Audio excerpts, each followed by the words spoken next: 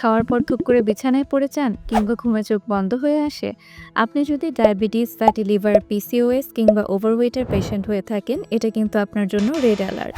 কারণ যাদের বডিতে ইনসুলিন রেজিস্ট্যান্স থাকে, খাওয়ার পরপর তাদের ব্লাডে সুগার স্পাইকের পাশাপাশি ঘটে ইনসুলিন স্পাইকও। আর এর ফলস্বরূপ কিছুক্ষণ পর দেখা দেয় এনার্জি ক্র্যাশ। কিন্তু ভালো নিউজ হলো, আপনি খাওয়ার পর বডির মাসেলগুলোকে 5 থেকে 10টা মিনিট অ্যাক্টিভ রাখতে পারলে এই সুগার স্পাইকের মাত্রা কমিয়ে নিয়ে আসা সম্ভব 30% পর্যন্ত। তার জন্য কি করতে হবে? বিষয়টা সহজ। একটা জায়গায় বসে কিংবা দাঁড়িয়ে আপনার পায়ের মাসেলগুলোকে আপ ডাউন করতে পারেন, কিংবা ধীরে ধীরে একটু সিঁড়ি বেয়ে ওঠানামা করতে পারেন, অথবা বাসার এমন কোনো কাজ করতে পারেন যেটাতে আপনার মাসেলগুলো অ্যাক্টিভ থাকছে। খাওয়ার পর সাথে সাথে শুয়ে পড়বেন, ইনসুলিন রেজিস্ট্যান্স বাড়বে। মাসেলগুলোকে অ্যাক্টিভ রাখলে কিছুটা হলেও নিয়ন্ত্রণে থাকবে। তাই খাওয়ার পর অবশ্যই সাথে সাথে শুয়ে পড়া যাবে না।